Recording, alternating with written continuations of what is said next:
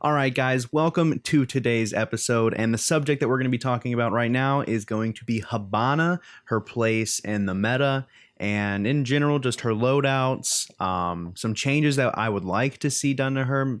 It's a bit of a nerf, to be honest. So one change that I definitely think would make her a little bit more balanced. I think she's a little bit too strong right now when used in certain regards. And we're also going to go over um, we're also going to end up going over what my biggest disappointment with Hibana was. Really, the one thing that when she was released, when I was doing playtesting with her, the one thing that I really wished was there that unfortunately wasn't.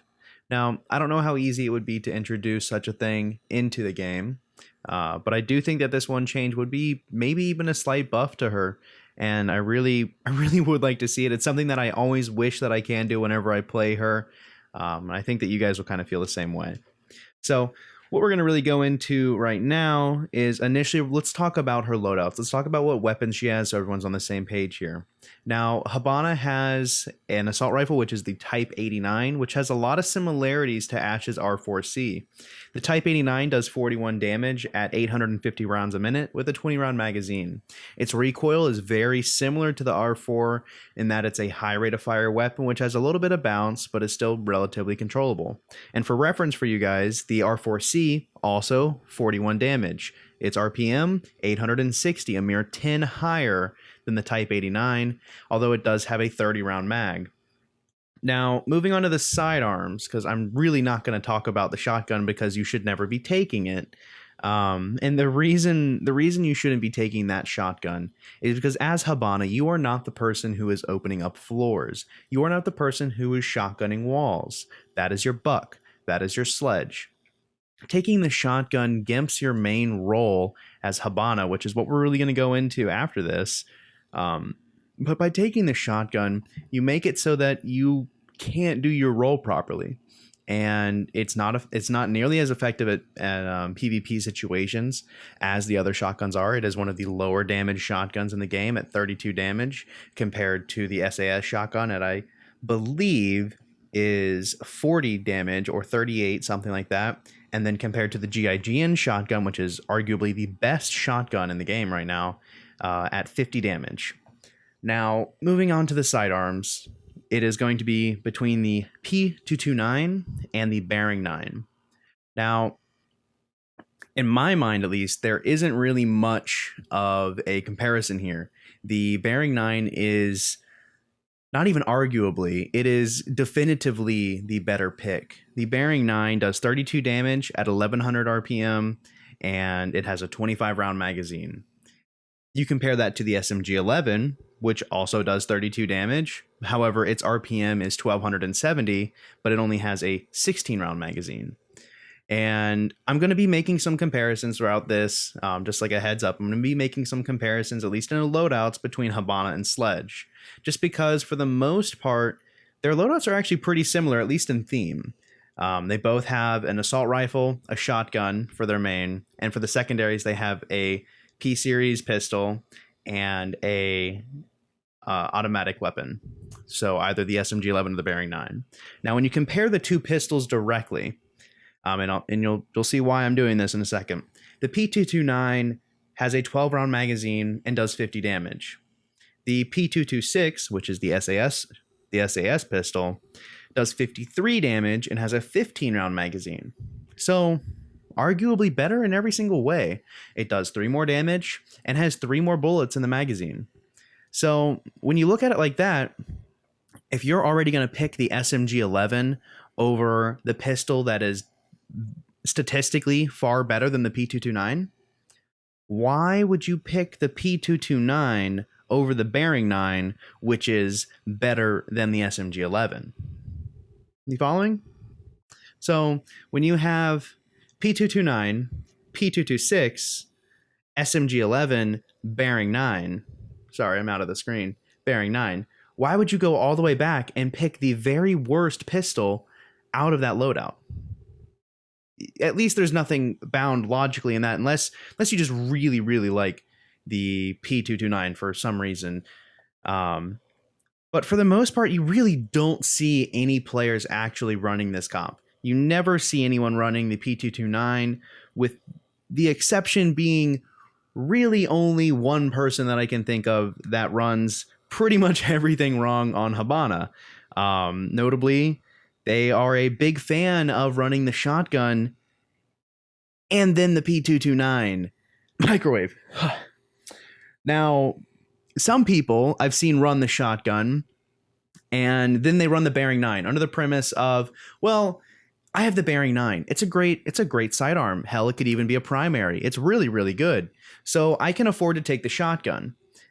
Now, the reason why I think that is wrong is because if you have the choice between two really great guns and you can take both of them, or a mediocre shotgun that only excels at environmental damage, and then a good gun, why would you not pick two really amazing rifles, or not rifles, really amazing guns for your loadout?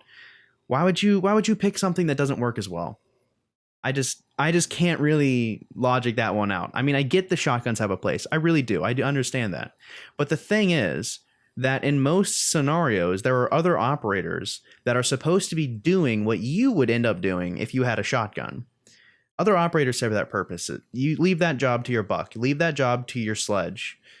Make sure that you are focusing on your job. Don't try and get into too many roles at once. Don't try to be a jack of all trades. Make sure you recognize what your role is and then excel at it, which is why I recommend that you grab the Type 89 and the Bearing 9 for your loadout. Now, as far as attachments go, I would say throw the compensator on the Type 89. A lot of the barrel attachments for the Type 89 seem to perform relatively similar.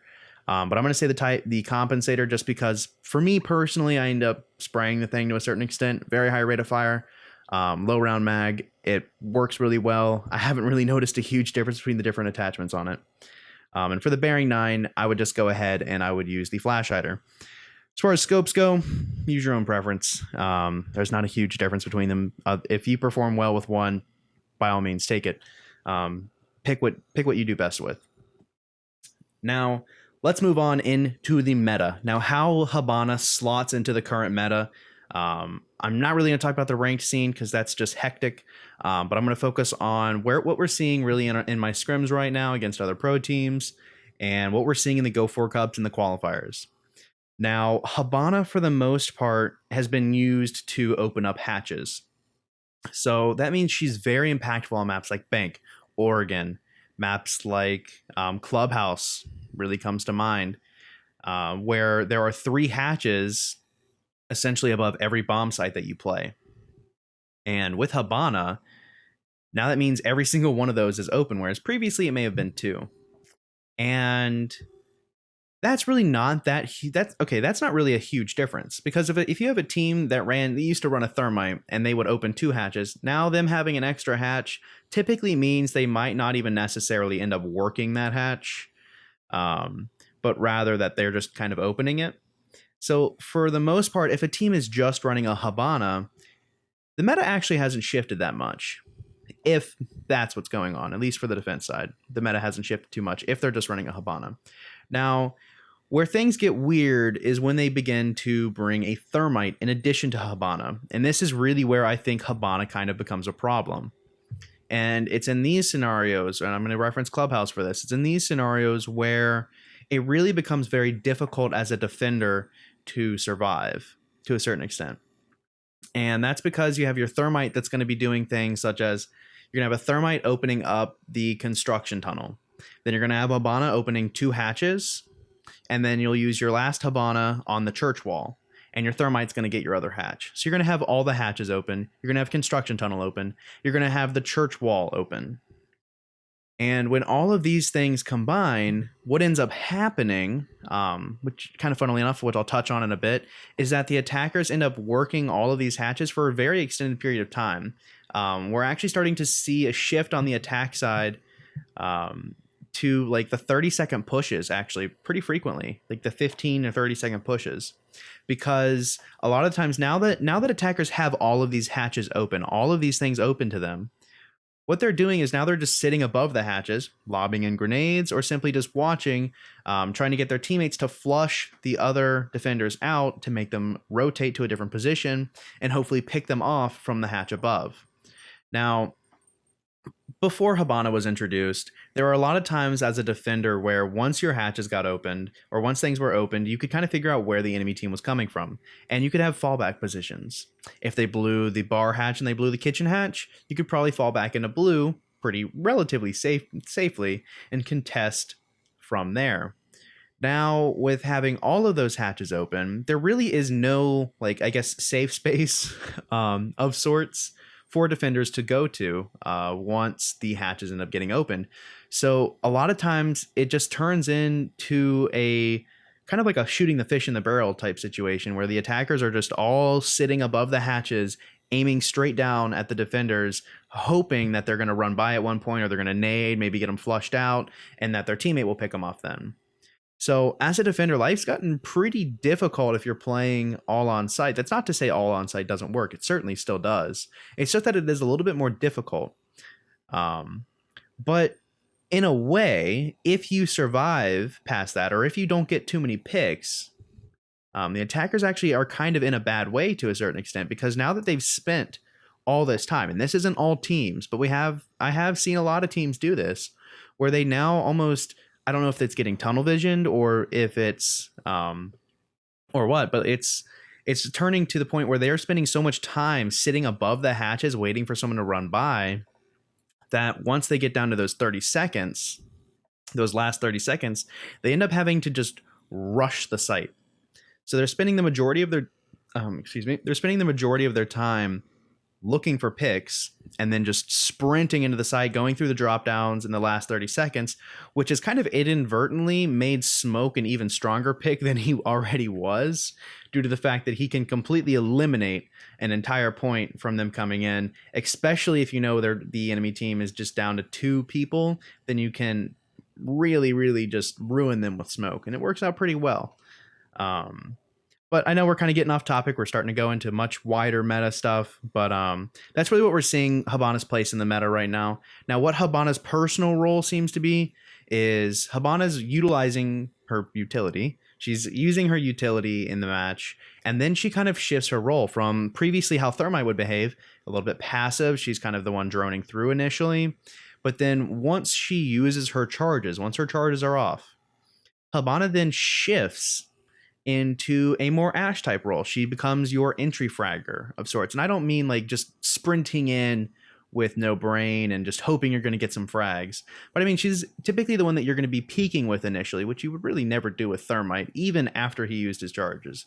And that's really something kind of special with Hibana, is that you're not really losing a fragger role, considering that Hibana is so exceptionally good at it. Hibana does very well in regards to picking up kills because she's a 3-speed with a great rifle, and when she runs out of the ammo on the rifle, she can immediately switch to her sidearm, which is just as good, if not better. And it's because of that I think Hibana is just really a fun attacker to play. She's an absolute joy, and I think that, I don't know, it's like an Ashe with more utility, in my opinion. It's great to play. We're pretty much seeing her every single time, a near 100% pick rate. If, I don't know, maybe a 95%. Some teams ran a Thermite against us, but I feel like they just weren't necessarily adapting to the strategies of the Hibanas yet. Maybe they just weren't comfortable with it yet. But with everyone else, we're seeing Hibana picked every single time. So I'm really expecting a 95% plus pick rate for Hibana right now. Thermite dropping to around a 70% pick rate. But a lot of teams are running both just so that they can abuse the hatches in that regard. Now, with having talked about all the hatches being opened and the Hibana plus the Thermite, which is really where we see problems arise, seeing the Hibana plus Thermite. Now, because of that, I would like to suggest a balancing change or two.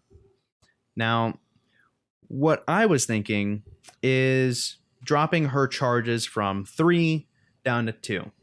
That's really what I'm picturing in my mind. Alternatively, what I would suggest is that hatches aren't necessarily a either broken or unbroken state.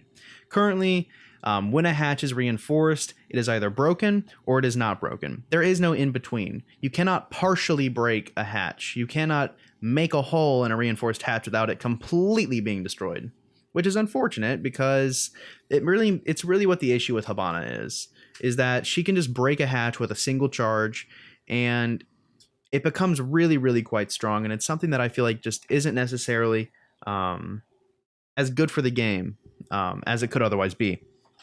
Now, I don't know. I just feel that the having the two charges would really make her, when used with Thermite, not be as powerful. Now, used by herself, yes, I can see that's definitely a blow. That's definitely a blow to her. That definitely makes her less strong. It makes it so she can't open as many angles, maybe just one vault hole, one crawl, or two crawl holes, or two hatches. And some people might not like this, but honestly, that's fine. For me, at least. I mean, I'm biased. I mean, I'm seeing a lot of Thermite plus Hibana combos, and that's where we're really seeing a lot of the issues arise. Hibana, totally fine by herself, but when used with Thermite, she's actually really almost overpowered in a way. And I think that lowering her down to two charges is going to be a massive benefit to the meta, and it's going to make things a lot easier as a defender. Not making it so defenders have an auto win, but certainly making it so they have more of a chance. Now, moving past that, going into what I talked about earlier, which was really my biggest disappointment when I was playtesting Hibana, kind of something that I always wished was there, but never really was. I feel like it's something that would be kind of easy to implement, but that being said, maybe it's not. But the one thing that I really, really wanted when I started playing Hibana initially is I kept looking for ways to tilt the charges. Now, currently, they're aligned in a 2x3 square, or not square, 2x3 rectangle, just horizontally. What I would really like to see is if they could just be vertical instead. Because currently, you have the 3 charges, you have 3 charges, 3 charges. What I would like to see is it be 3 charges, 3 charges. Now, I don't even know if you could crawl through that or not, but it's just something I would have liked to seen. I would have liked to see that a lot. I feel like it really wouldn't impact her in regards to whether she'd be stronger or weaker. And for the most part, I feel like it would be a mostly useless thing, but it's something that I just really wished was in the game. I found a couple situations where I was just like, man, that would be really cool if I could switch the orientation of this.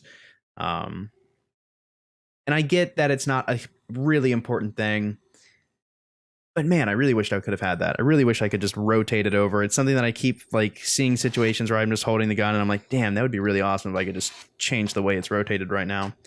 And the second one, which actually might make her utterly broken in her, with the current state of the hatches, would have been to be able to fire the pucks individually. Like have a fire mode where you could individually shoot out each one of the little... I don't know. I call them little thermite frisbees. They look like those little Nerf whistling frisbees that you throw. And I feel like if you could just shoot out the individual pucks, if the hatch thing was not an issue, where the hatches just broke or didn't break, I think that would be kind of a cool thing to introduce. But absolutely, I do not want that introduced until they fix the hatch. Until they fix it so that you need more than just a single Hibana, a single little Hibana charge to blow the hatch, because that's really kind of an issue. But I think that if you could fire out the little charges individually, that would kind of open up a lot of gameplay to where you could just make little tiny little shotgun holes in the reinforced walls.